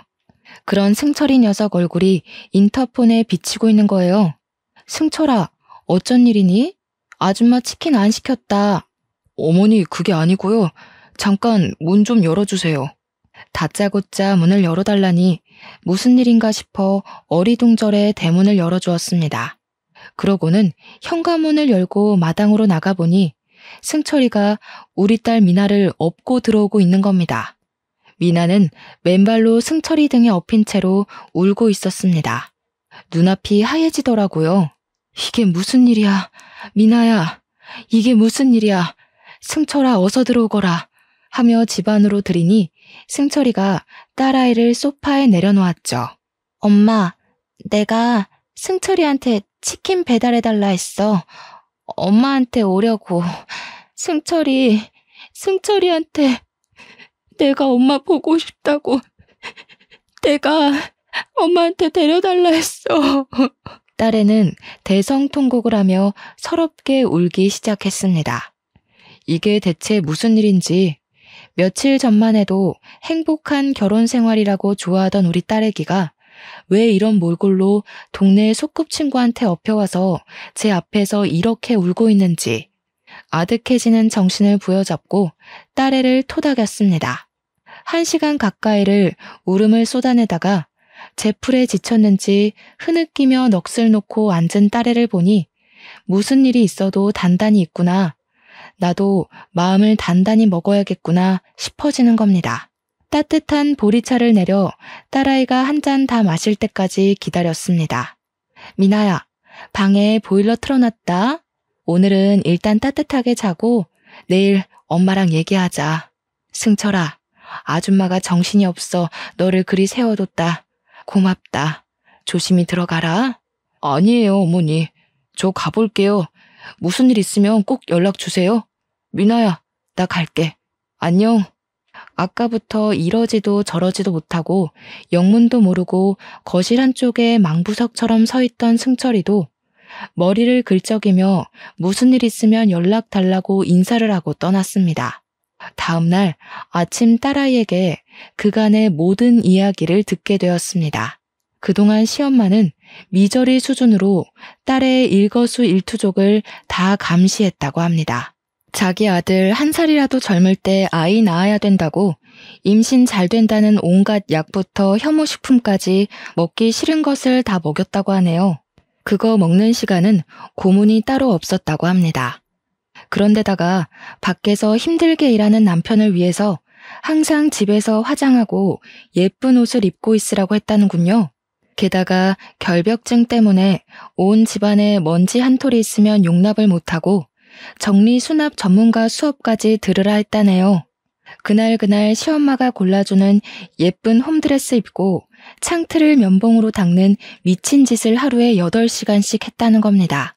이 정도면 정신병자 아닌가요?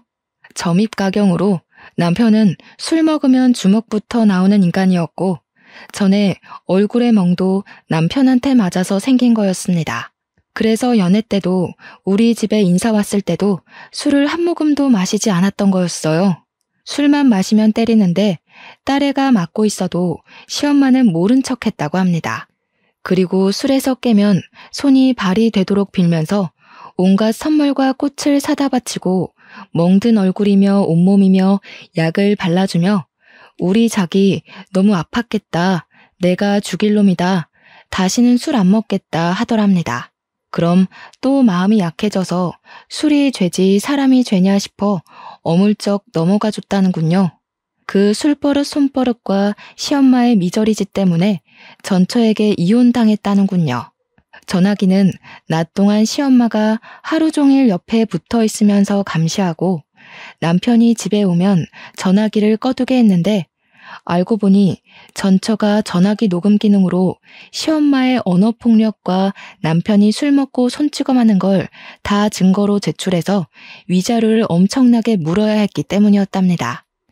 딸애가 쏟아내는 이야기를 들으며 저는 너무 화가 나고 억울해서 온몸이 부들부들 떨려왔습니다. 딸은 엄마 인생 담는다는 말이 제일 싫었는데 어쩌면 저가 좋다고 끌린 남자가 그런 남자였는지 바보 같은 엄마 보고 자랐으면서 엄마처럼 안 살 거라고 다짐했으면서 왜 제가 한 바보 짓을 그대로 따라하며 참고 지냈는지 이 모든 게 다 제 잘못 같아서 가슴이 미어졌습니다. 이상하다 싶었던 바로 그날 당장 데려왔어야 했는데 낯빛이 먹비친 걸 보고도 괜찮겠지 하며 넘겼던 저 자신에게도 너무 화가 났습니다. 아이고 꿈자리가 그리 사납더라니. 왜 그날 엄마한테 말을 안 한 거야? 왜 엄마가 갔을 때 도와달라고 안 했어? 엄마, 정말 미안해. 엄마 마음 아프게 하고 고집 부려서 한 결혼인데 불행한 모습 보여주고 싶지 않았어. 엄마한테는 무조건 행복하게 잘 사는 모습 보여주고 싶었어. 아빠 같은 남자 만나서 이렇게 힘들게 사는 꼴 보여주고 싶지 않았어. 미나야, 혼자서 얼마나 마음고생을 했니 이거사. 잘못된 건 잘못인 걸 알았을 때 바로 고치면 되는 거야.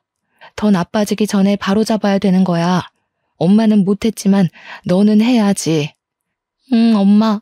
그날 엄마 얼굴 보고 나니까 도저히 이렇게 더는 못 살겠는 거야. 너무너무 우리 집에 돌아오고 싶은 거야. 그래서 거기서 어떻게 탈출할지 몇 날을 고민했어. 딸애가 며칠을 고민해서 생각해낸 방법이라는 것이 옛날에 먹었던 동네 통닭을 야식으로 꼭 먹고 싶다고 시모에게 말했다는 겁니다. 그 정신병자 같은 시모는 모든 식사와 간식을 수제로 집에서 만들게 하는데 딸이 정말 맛있는 통닭이라고 어디에서도 못 먹어보는 맛이라 본인이 도저히 만들 수가 없다고 한번 어머니가 드셔보시고 양념 비법을 찾아내서 가르쳐 주시면 다음부터는 본인이 만들어 보겠다고 그렇게 오버를 하면서 며칠을 통닭 노래를 불러대니 그럼 한 마리 시켜보라 했다는 겁니다. 딸이 이때다 싶어 승철이 핸드폰으로 전화를 걸어서는 어색하게 존대하며 그 먼 곳까지 치킨을 시키니 이상하게 여긴 승철이가 눈치 빠르게 미나야, 무슨 일이야? 지금 데리러 갈까? 하더랍니다. 그래서 딸애는 네, 조심해서 와주세요 하고 전화를 끊었다고 합니다. 승철이가 1시간 20분이 걸리는 거리를 오토바이로 달려가 인터폰을 누르자마자 딸애는 대문까지 맨발로 달려나가서 그 길로 승철이 오토바이를 뒤에 타고 집까지 온 거였습니다. 얼마나 끔찍하고 절박했으면 외투는 고사하고 신발 하나 꿰어 신을 정신도 없이 맨발로 그 길을 달렸는지, 얼마나 일거수일투족을 사사건건 감시했으면 전화 한 통 제대로 하지 못하고 혼자 밖에 한번 나가지를 못하고 탈출을 계획해야 했는지. 감금 생활도 그런 감금 생활이 없었습니다. 이야기를 모두 들은 후 그 길로 딸애를 데리고 병원에 가서 진단서를 끊고 가정폭력 신고를 했습니다. 경찰에 신변보호 요청도 했어요. 그리고 이혼소송 준비에 들어갔죠. 저는 그냥 맞고 살았고 자식 보며 참고 부모 생각해서 참고 세상에 눈이 무섭고 이혼녀 딱지도 무서워서 참고 미운정으로 살며 그 사람 가는 길까지 보살폈지만 이제는 세상이 바뀌어도 한참 바뀌었잖아요. 딸의 이혼 준비하면서 수십 년 전 제가 못했던 이혼을 대신하는 기분이었다면 사람들이 웃으려나요? 희한하게 그런 심정이더라고요.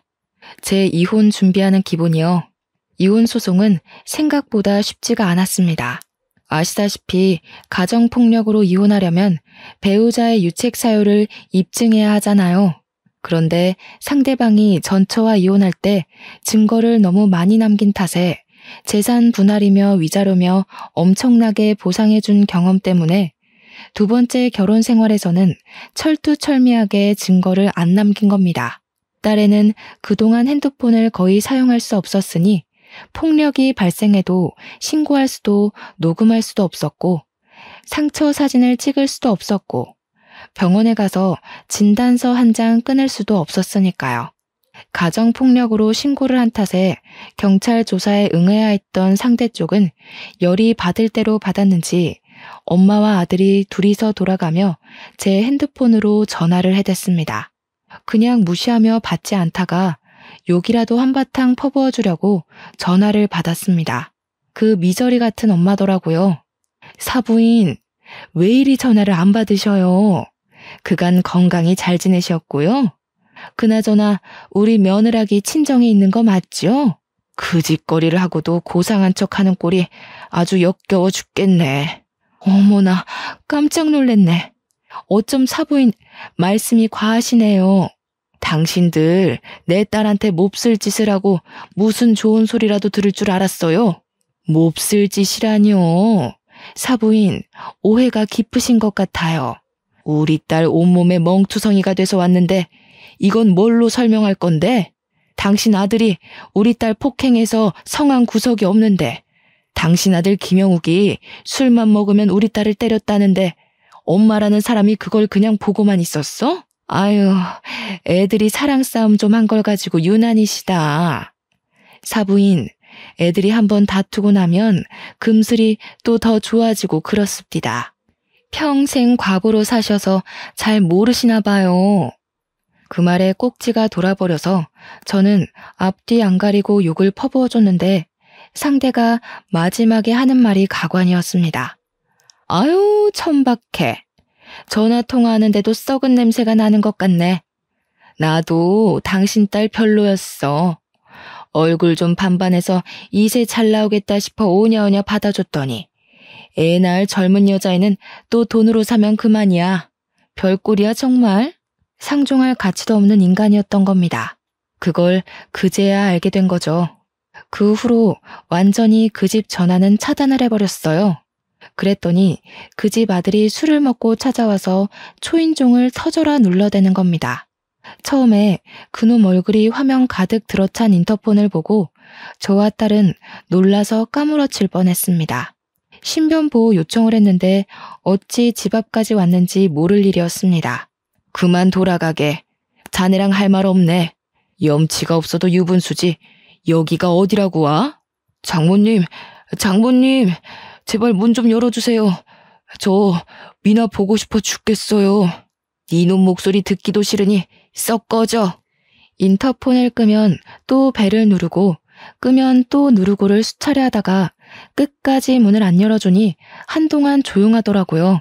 이제 갔나 보다 싶어 안도하려는 찰나 담을 뛰어넘어 들어왔는지 쾅쾅쾅쾅 하며 현관문을 두드려대는 거예요.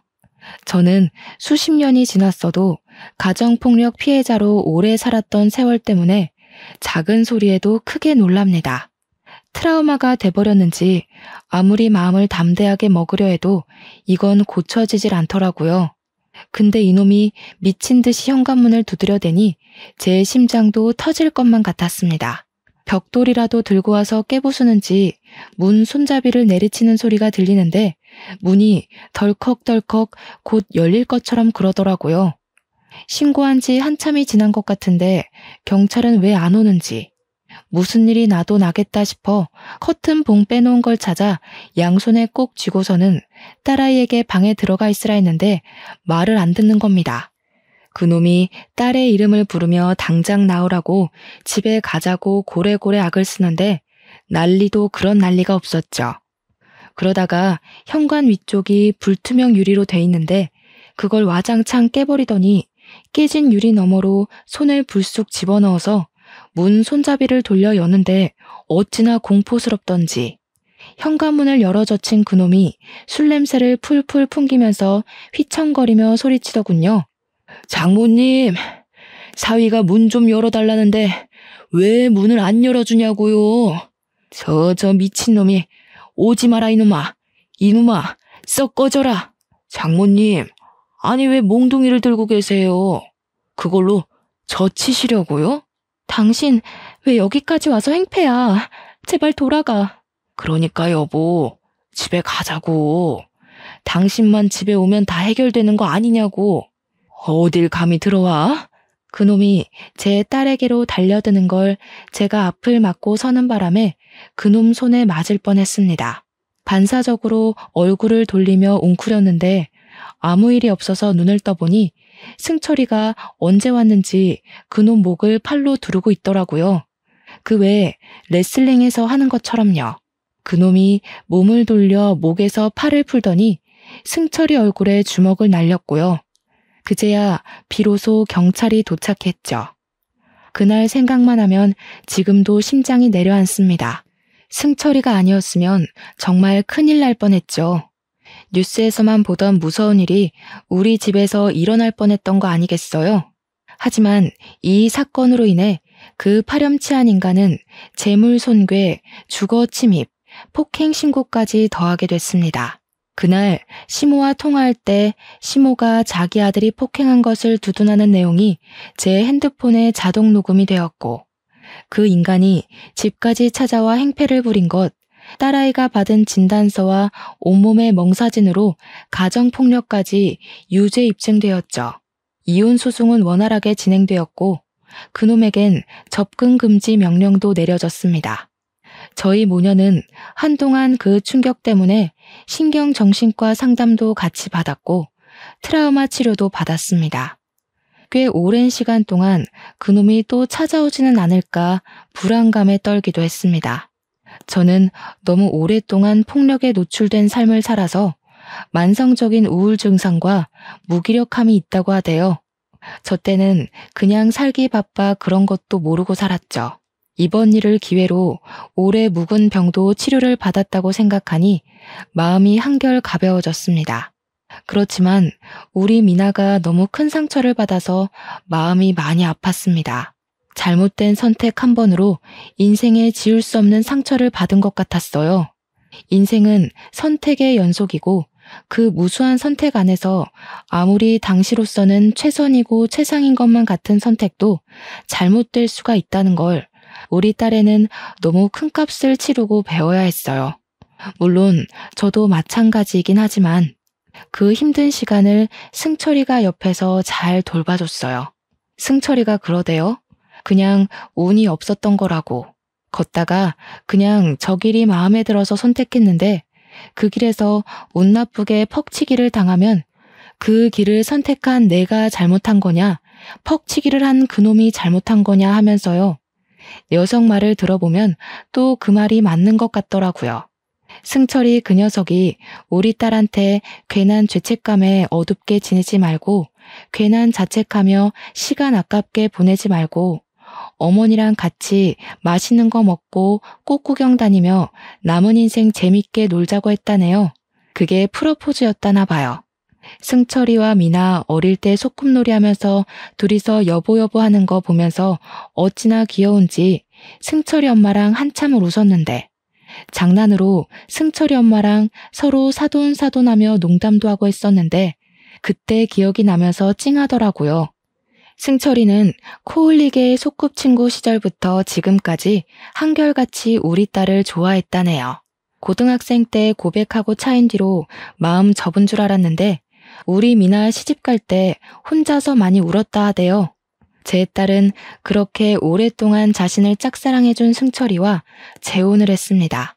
두 번째 결혼이라 조촐하게 하려고 했고 승철이도 상관없다고는 했는데 가만 생각하니 승철이는 초혼인데다가 부모님도 안 계시니 결혼식이 너무 조촐하면 그럴 것 같더라고요. 그렇다고 우리 형편의 성대한 결혼식까지는 아니더라도 남들 하는 만큼은 하기로 했습니다. 승철이는 얼마나 인생을 잘 살아왔는지 초등 동창에서부터 통닭집 단골 손님까지 하객이 어마어마하게 왔더라고요. 딸아이는 재혼이라 하객 2번 부르기 미안하다고 하는 걸 승철이가 이왕 남들처럼 하는 거 제대로 하자며 2번 하는 만큼 2배로 더 잘 살겠습니다. 또 와서 꼭 축하해 주세요. 저도 2배로 축하드리겠습니다. 하라고 했다네요. 참 넉살도 좋은 사위입니다. 딸네 집에 가면 둘이서 아주 깨가 쏟아집니다. 이렇게 예쁘게 사는 걸 보니 마음이 푹 놓이더라고요. 하루는 딸애한테 제가 말했죠. 거봐, 엄마 말이 맞지? 돈이야 처자식 안 굶길 정도면 되고 얼굴 먹고 살 거 아니니 아무 상관없다고. 남자는 돈도 얼굴도 됐고 나만 바라봐주는 마음 하나 봐야 된다고. 엄마, 아니거든? 우리 남편 잘생겼거든? 내가 그 얼굴 보면 반찬을 안 먹어도 밥이 꿀떡꿀떡 넘어가거든? 완마야, 얘 좀 봐라. 학생 때 유서방이 너 좋다고 할 땐 못생겨서 싫다더니? 엄만, 언제적 얘기를 하고 있어 진짜? 그래, 네 눈에 잘생기면 그걸로 됐다 야. 그리고 엄마, 우리 남편 돈도 엄청 많거든? 넘치게 많아서 당황스러울 정도거든? 내가 먹여 살리려 했는데 웬일이야? 알고 보니 승철이가 알부자였습니다. 배달 오토바이나 타고 다니고 후드티에 슬리퍼나 끌며 동네 백수처럼 다니면서 남들 눈에는 돈 있는 티를 안 내는데 그동안 통닭 튀겨 모은 종잣돈으로 투자를 아주 잘했다고 하네요. 덕분에 2년도 안 되어서 투자금의 10배를 벌었다고 합니다. 현금 20억에 노른자위 건물까지 가지고 있더랍니다. 딸이 어릴 때부터 노래 부르던 대로 돈도 많고 얼굴도 잘났고 자기만 봐주는 남자와 결혼을 하긴 했네요. 그런 줄을 모르고 결혼을 했다는 게 참 재미있지만요. 딸내는 결혼 후 2달 뒤에 사위가 청약한 새 아파트에 신혼살림을 차렸습니다. 저를 모시고 같이 살고 싶다는 걸 너희들끼리 편하게 행복하게 살아라. 나는 혼자 살란다 하며 이런 지하에 거절했죠. 그랬더니 기어코 그 윗집을 웃돈까지 주고 사서는 저더러 가지라 하는 겁니다. 침대며 가구며 텔레비전에 냉장고, 세탁기, 건조기까지 다 채워주면서요. 못 이기는 척 윗집으로 이사를 왔어요. 지금은 딸내와 왕래하며 행복하게 지내고 있습니다. 제가 말년에 웬 호강인가 싶어요. 사위하고 딸하고 철마다 꽃 구경, 단풍 구경, 달마다 식도락 여행, 해마다 해외여행 같이 가고요. 어릴 때부터 한 동네 살고 딸과 서로 친구였던 터라 우리 집 사정 제 집처럼 뻔히 아는 우리 사위. 어머니, 젊어 너무 고생하고 평생 흘린 눈물 다 흘렸으니 이제 다 잊고 남은 삶 동안은 웃기만 하고 사세요. 어머니 웃음은 제가 평생 책임집니다. 하며 너스레를 떠는 우리 사위. 사위 하나 잘 얻은 거 맞죠? 우리 딸 한 번 실패했지만 2번째는 2배로 잘 살고 있는 거 맞죠? 그러니까 볕들 날 없던 제 인생 이거 하나는 잘했다고 자랑해도 되는 거 맞죠? 저는 이제 더 바라는 거 없습니다. 여기서 더 바라면 도둑놈 심보게요. 그냥 고맙고 고마운 우리 사위, 돈이 많아서도 잘생겨서도 아니고 우리 딸 아껴주고 사랑해주니 고맙습니다. 이런 제 맘 하나 알아줘서 고맙습니다. 인생이 그런 것 같습니다. 고르고 고른 길을 걸어가도 누가 던진 돌에 맞을 수도 있고 우연히 접어든 길에서 느닷없이 꽃 선물을 받을 수도 있고 참 살아도 모르겠습니다. 돌에 맞으면 울고 꽃을 받으면 웃는 수밖에요. 그렇게 또 툭툭 털고 다시 열심히 걸어보는 겁니다. 그 다음에 또 돌에 맞을지 꽃을 받을지는 알 수가 없지만 열심히 걷지 않으면 아무것도 없으니까요. 제가 어릴 때 뭘 잘못해서 그 고생을 했는가요?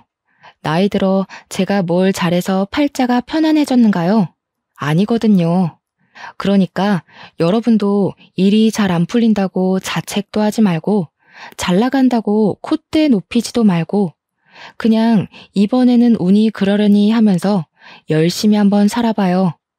그렇게 살다 보면 좋지 않은 날 와도 쉽게 툭 털고 그렇게 살다 보면 또 한 번쯤은 좋은 날이 오지 않겠습니까? 여러분들에게도 좋은 날이 오길 바라며 제 사연 마무리하겠습니다. 들어주신 여러분 정말로 감사합니다.